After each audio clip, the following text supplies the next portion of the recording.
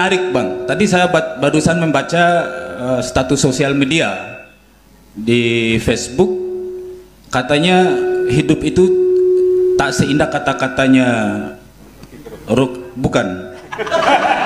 Hidup itu tak seindah kata-katanya Mario Teguh, dan mengurus negara itu tak segampang kata-katanya Rocky Gerung katanya. Iya, itu status sosial media yang sempat saya baca tadi, dan saya pikir ternyata benar juga bang. Jadi abang selalu berbicara tentang nilai.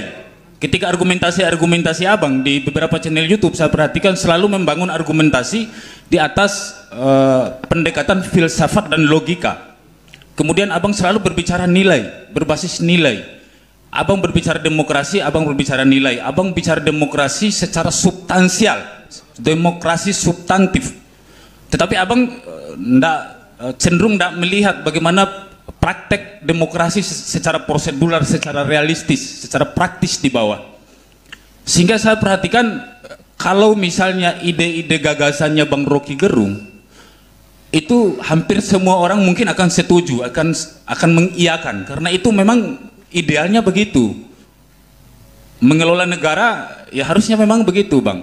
Tetapi ketika kita kemudian melihat bagaimana praktek demokrasi secara praktis, secara realistis, pada kenyataannya kita akan menemukan banyak sekali praktek-praktek amoral demokrasi. Kita akan menemukan bagaimana kemudian demokrasi ini itu orientasinya transaksional dan pragmatis sekali bang.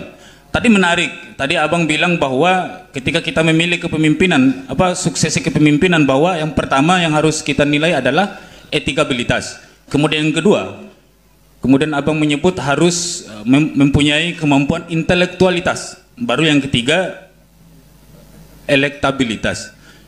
Pada demokrasi prosedural, saya kira gagasan abang itu terlalu melangit sekali bang. Karena yakin saya, Rasulullah saja ketika misalnya kita dorong pada suksesi kepemimpinan di Indonesia ini, tidak akan menang bang. Karena memang demokrasinya seperti itu. Jadi saya butuh abang ini menjelaskan metodologi apa untuk merubah sistem demokrasi yang sudah terlanjur hancur ini. Bahkan saya lihat negara saja melegitimasi bagaimana demokrasi itu terjadi secara amoral. Demokrasi negara memberikan ruang praktek demokrasi, amoral demokrasi ini. Abang belum pernah saya lihat di beberapa argumentasi abang sepanjang saya menonton, abang memberikan metodologi apa? Kita harus mulai dari mana ini? Apakah kita merubah sistem sehingga mungkin gagasan Rocky Gerung ini jadi 11-12 sama khilafah jadinya? Iya, kalau rubah sistem. Atau ada regulasi-regulasi yang kemudian harus kita rubah bang. Jadi mulai dari mana? Sementara dalam suksesi kepemimpinan, calon pemimpin yang mau kita dorong itu lebih awal harus diseleksi oleh partai politik. Transaksional lagi barang ini bang. Jadi siapa punya uang dia maju. Itu yang berlaku di Indonesia. Sehingga apa yang harus kita lakukan? Jadi untuk meruntuhkan oke, terakhir bang, saya ingin katakan, kalau saya bisa analogikan ceramah-ceramahnya Bang Rocky Gerung ini kayak abang menjelaskan bahwa garam di Bima ini asin, tapi abang belum pernah merasakan garam itu sendiri. Seperti itu. Jadi abang adalah pemikir, bukan pelaku. Seperti itu. Terima kasih. Oke teman-teman, dari kepala sekretaris desa, bayangkan, saya nggak pernah dengar sekretaris negara itu bicara karena sibuk.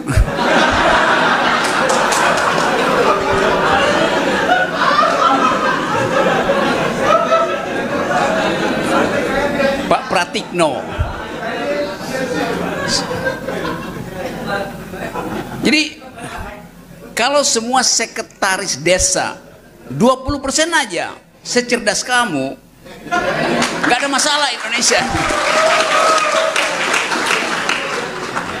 Kan dia datang dengan satu problem mengkritik saya karena saya terlalu normatif itu. Padahal standar kritik itu memang terhadap norma tertinggi. Sekarang saya mulai balik kritik kamu ya. Sebab kalau kamu bilang bahwa saya terlalu mengangan-angan, oke. Kebalikannya atau dialektikanya harusnya saya membumi kalau begitu.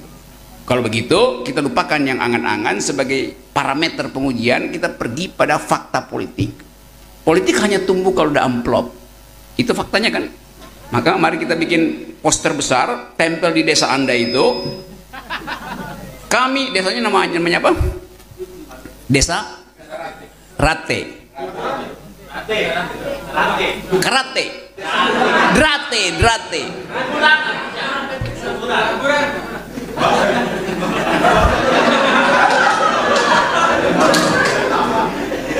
Bayangkan misalnya Pak Sekdes, Desa Drate, ini posternya tuh, Desa Drate, apa namanya? Rade.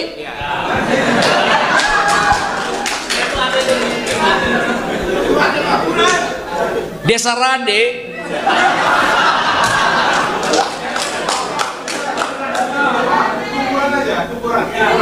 Kuburan.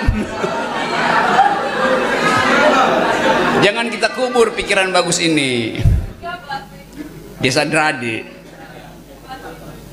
menerima serangan fajar.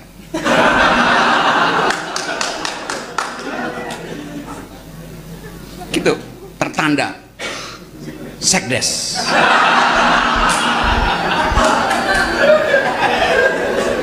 Coba bayangkan itu terjadi, dan semua desa mengikuti pikiran Sekdes Desa Rade.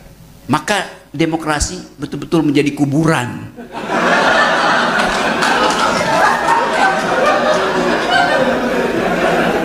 Iya, saya mengerti Sekdes itu cemas dengan istilah-istilah normatif, ideal, karena dia lihat faktanya. Dan justru itu yang memungkinkan kita merasa pesimis. Seperti Bapak tadi katakan, saya pesimis lihat keadaan. Jadi kalau ditanya kepada saya, Saudara Rocky Gerung pesimis atau optimis? Saya tidak pesimis, saya tidak optimis. Saya determinis. Saya punya determinasi untuk menghidupkan kembali pikiran dalam politik Indonesia. Nah, determinasi itu yang saya minta dibantu oleh determinan-determinan di ruangan ini. Dan begitu caranya. Jadi kalau dikatakan demokrasi itu adalah pemerintahan dari, oleh, dan untuk rakyat, itu salah. Demokrasi itu pemerintahan akal pikiran melalui pemerintahan orang, melalui pemerintahan rakyat. Kan sekarang kita seolah-olah ya siapapun boleh memerintah asal amplopnya kuat. Enggak.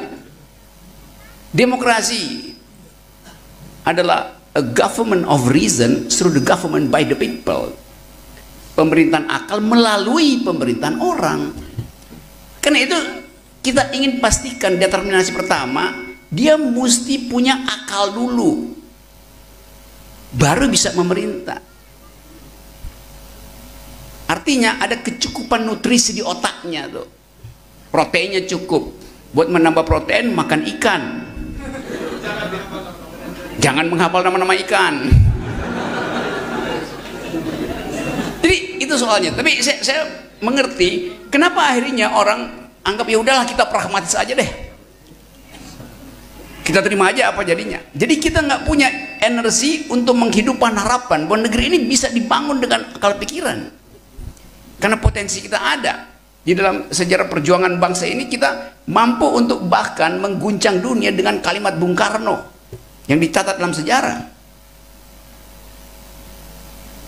Perdana Menteri pertama kita sangat muda, umur 29 tahun, dan berdebat di PBB untuk membela dengan argumen hak kita untuk merdeka. Sultan Syahrir. Muhammad Nasir dengan fasih menerangkan demokrasi dari Yunani sampai bagian-bagian yang dia temukan di Minangkabau. Muhammad Hatta dengan sangat cerdas menerangkan apa fungsi koperasi bagi bangsa ini. Jadi pemimpin-pemimpin awal kita tumbuh dari tradisi bertengkar dengan pikiran. Nah, pertengkaran pikiran itu yang nggak ada di kita sekarang.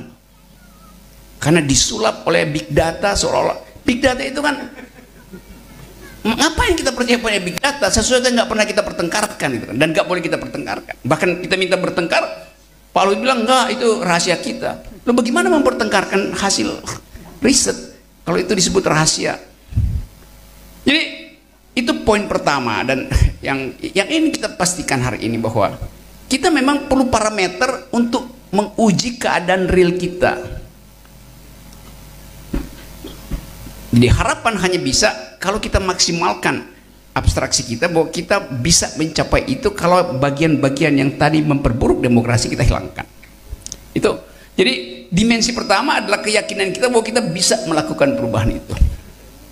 Nah, itu yang membuat saya selalu berbahagia kalau bertemu dengan publik semacam ini, publik yang resah, tapi sebetulnya keresahan itu bisa, orang yang resah atau dia bunuh diri atau dia bunuh orang lain. Mending kita bunuh orang lain daripada kita bunuh diri. Membunuh artinya membunuh, ya bukan membunuh secara fisik, membunuh kekuasaan yang bersembunyi dalam modal, bersembunyi di dalam jabatan, bersembunyi dalam feodalisme, kan itu artinya. Itu yang mau kita pangkas sebetulnya. Jadi sekali lagi, kemampuan itu yang juga kita inginkan datang dari kepemimpinan lokal. Kurang sekali kita beri kesempatan pada pemikir lokal untuk tampil menjadi penyelamat ide, minimal penyelamat ide itu.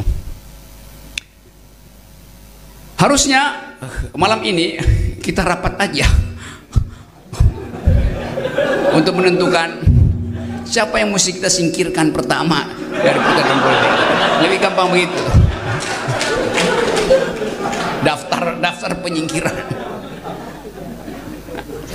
Oke, satu hal mungkin yang mesti kita perhatikan adalah